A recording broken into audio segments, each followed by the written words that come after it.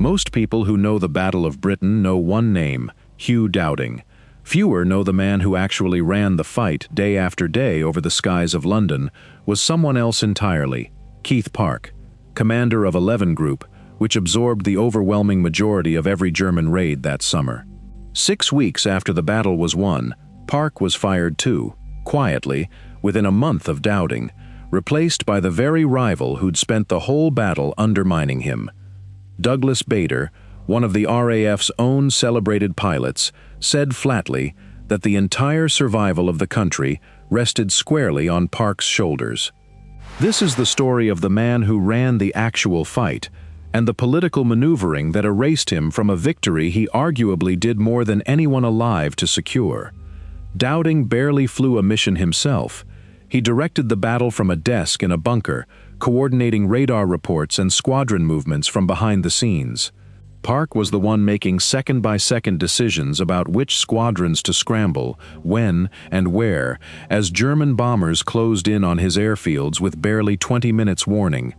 Park was not British by birth.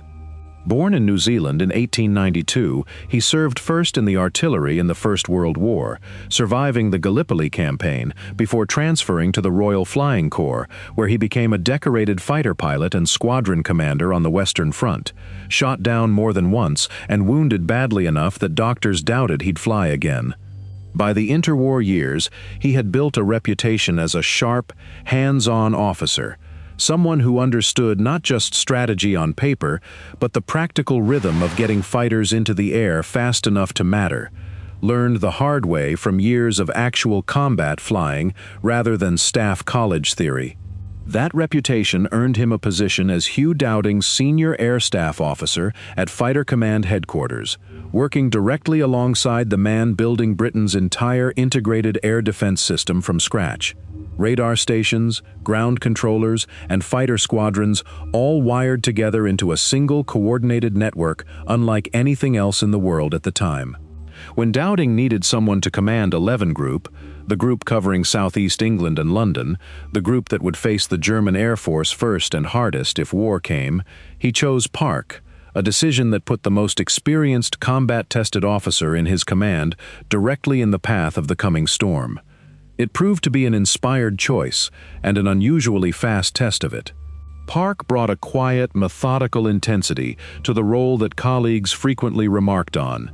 He flew his own personal aircraft between airfields regularly to see conditions firsthand rather than relying entirely on reports from headquarters, a habit that gave him a ground-level understanding of his group's actual state that few commanders at his level bothered to maintain.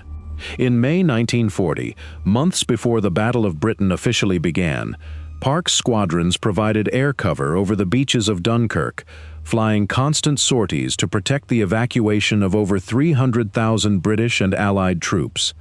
It was brutal, thankless work. Soldiers on the beaches, unable to see most of the fighting happening overhead at altitude, frequently cursed the RAF for what looked to them like absence, unaware of how many German aircraft never reached the beaches at all because Park's pilots intercepted them further out. Park's pilots were there the entire time, and Park himself absorbed criticism for a fight most of the men on the ground never actually witnessed. It was an early, painful lesson in exactly the dynamic that would define the rest of his career, doing the difficult, unglamorous work of actually winning while someone else controlled the narrative of what had happened. In the weeks between Dunkirk and the start of the Battle of Britain proper, Park used the brief pause to prepare his group as thoroughly as circumstances allowed, pushing for faster radar-to-squadron communication, drilling his controllers on rapid decision-making, and studying what little intelligence existed on German tactics and formations. He understood, better than most, that the coming fight would be decided in minutes and seconds rather than grand strategic maneuvering, and he built his entire command structure around that reality. You are Keith Park. It's the summer of 1940, and Germany's Air Force outnumbers yours by a significant margin. Every decision about how to meet an incoming raid has to be made in minutes, sometimes seconds, using radar warnings that give you barely 20 minutes before enemy aircraft cross the coast. You have two options for how to fight this. You could hold back, Wait to gather large formations of 3, 4, 5 squadrons before committing them, a slower, more concentrated punch, but one that costs you precious minutes while German bombers close in on your airfields. Or you could scramble squadrons quickly, in 1s and 2s, hitting the enemy as early and as often as possible, trading raw, concentrated force for speed and constant pressure. Park chose speed. He sent his fighters up fast and in smaller numbers, intercepting German formations as far forward as possible before they reached the airfields and cities his group was defending. It was a tactic built entirely around the brutal math of 20-minute warning windows and airfields that could not afford to be caught on the ground with their aircraft still parked. It worked. Through July and August 1940, 11 Group absorbed the overwhelming majority of German attacks and kept functioning, kept scrambling, kept meeting the Luftwaffe in the air raid after raid, day after day, even as German bombing intensified directly against the very airfields Park's squadrons flew from. Ground crews patched runways between raids, working under fire themselves. Pilots flew multiple sorties a day until exhaustion became its own kind of enemy. And still Park kept the group in the fight, refusing to let the relentless pressure force him into a slower, more cautious posture that might have cost him the airfields entirely. To the north of Park's command sat 12 Group, covering the Midlands and territory less directly in the German flight path, a comparatively safer posting, and one that gave its commander the luxury of theorizing about tactics without absorbing daily losses. Its commander, Air Vice-Marshal Leigh-Mallory, believed Park's approach was too cautious. Leigh-Mallory championed a different idea entirely, developed with one of his own squadron leaders, a magnetic and outspoken pilot named Douglas Bader, the Big Wing. The concept was straightforward on paper. Instead of small, fast intercepts, mass 3 to 5 squadrons, 60 or more aircraft, into a single overwhelming formation before engaging the enemy. In theory, it would inflict devastating losses on German bomber formations in one concentrated blow, a knockout punch rather than a series of smaller jabs. In practice, assembling 60 aircraft into formation took considerable time. Park's group, under direct and immediate threat with bombs already falling, simply didn't have. When 12 Group was called on to help protect 11 Group's airfields while the Big Wing formed up, the formation frequently arrived late, after the damage was already done and the German raiders were already turning for home. Park requested support from 12 Group repeatedly during the most intense stretches of the battle and did not consistently receive it in time to matter, a gap that mattered enormously when German bombs were falling on his own airfields in real time, and every extra minute meant more burning runways. Leigh-Mallory and Bader, meanwhile, claimed the Big Wing was achieving extraordinary results, inflated kill counts that, according to post-war analysis of German loss records, bore little resemblance to what actually happened in the air. Pilots frequently overclaimed in the chaos and speed of real aerial combat, an understandable and common problem across every air force in the war, but the Big Wing's claims were consistently and dramatically higher than what German records later confirmed, sometimes by a factor of 3 or 4. But in the moment, those bold claims carried real political weight back in London, where officials desperate for good news were inclined to believe the more dramatic numbers, and where a report of 60 German aircraft destroyed in a single engagement made for a far better headline than Park's steady, grinding attrition delivered in smaller doses throughout each day. By September 1940, the Luftwaffe shifted its main assault from RAF airfields to bombing London directly, in what became known as the Blitz. It was devastating for civilians on the ground, but it inadvertently relieved some of the brutal pressure on Park's battered airfields, which had been taking a pounding for weeks and were beginning to show real strain in their ability to keep launching sorties. Through it all, 11 Group kept flying, kept intercepting, kept preventing the Luftwaffe from achieving the air superiority Germany needed before any invasion could realistically proceed across the Channel. By mid-October, Hitler had indefinitely postponed Operation Sea Lion, the planned invasion of Britain. The threat that had defined the entire summer was over. Park's group, outnumbered for months, absorbing the majority of Germany's air offensive, holding a defensive tactic under constant political sniping from a rival command to the north, had done exactly what it needed to do, at a cost measured in exhausted pilots, burned-out airfields, and aircraft losses that took months to fully replace. If you're the kind of person who thinks the man doing the actual daily fighting deserves at least as much credit as the man drawing up the strategy behind a desk, this is a good moment to hit like and subscribe. Because the reward Park got for winning this fight is exactly the part of the story most people never hear. You are Keith Park, in the weeks after the immediate invasion threat has passed. The Air Ministry is now holding formal inquiries into fighter tactics used during the battle. Leigh-Mallory and Bader are in the room, still arguing forcefully for the big wing, presenting their inflated numbers with total confidence to officials eager for a triumphant story to tell the public. You have the actual combat record on your side. Your tactics held the line for months under direct assault, and the big wing's own claimed results don't hold up under scrutiny when compared against what the Germans themselves recorded losing. You could soften your position, offer a compromise to smooth things over politically, perhaps concede some ground to Leigh-Mallory's approach for the sake of appearing reasonable and cooperative.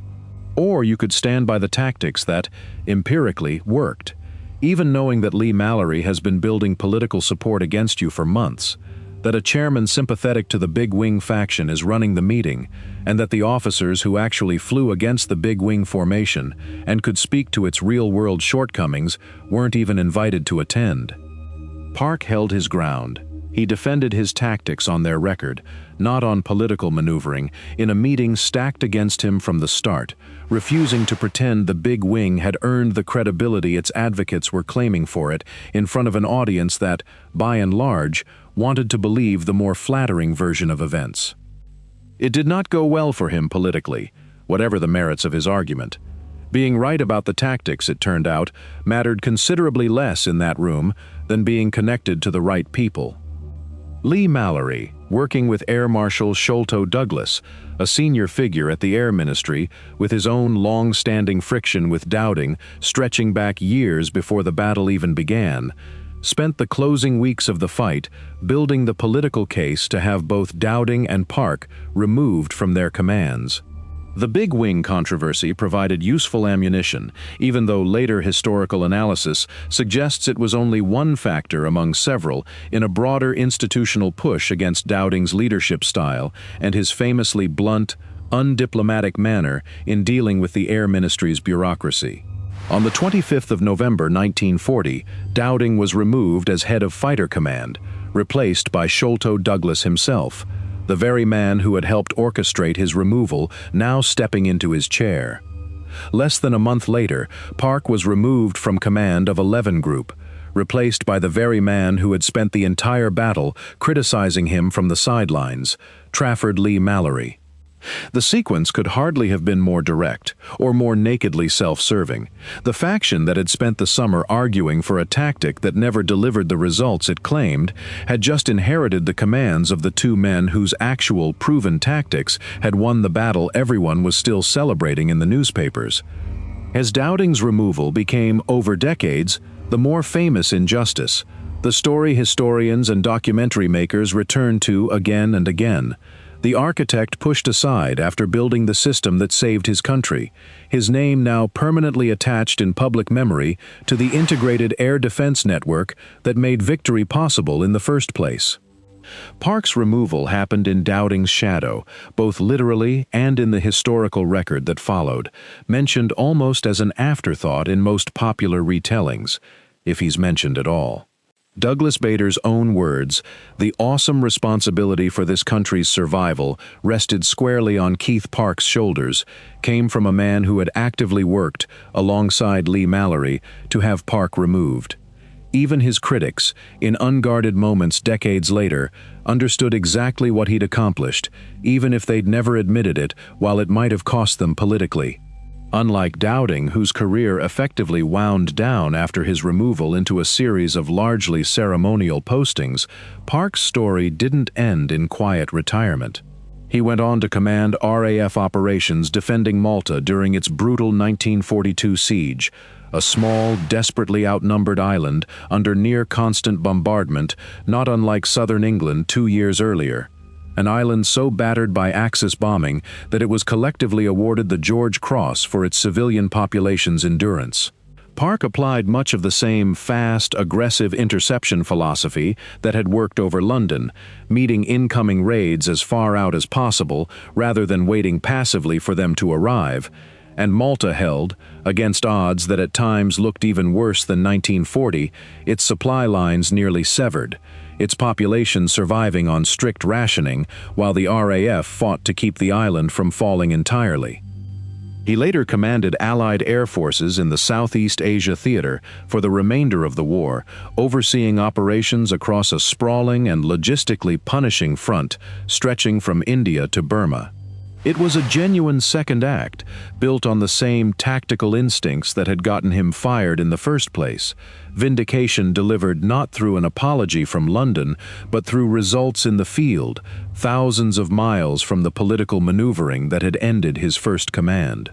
Colleagues who served under him in both theaters noted the same qualities that had defined 11 Group: the willingness to visit forward positions personally, the insistence on fast decision-making over cautious deliberation, and an unwillingness to let political comfort dictate tactical choices. Every stratagem in this series comes back to the same principle: the most dangerous weapon in war isn't always the sharpest blade or the largest army. It's the story that gets remembered afterward, and who gets to tell it. Park's story adds an uncomfortable layer most of these stories don't have. It isn't just that history sometimes picks the wrong hero. It's that even within an injustice, there's a hierarchy of who gets remembered and who doesn't. Dowding was wronged, and history eventually gave him some measure of recognition for it.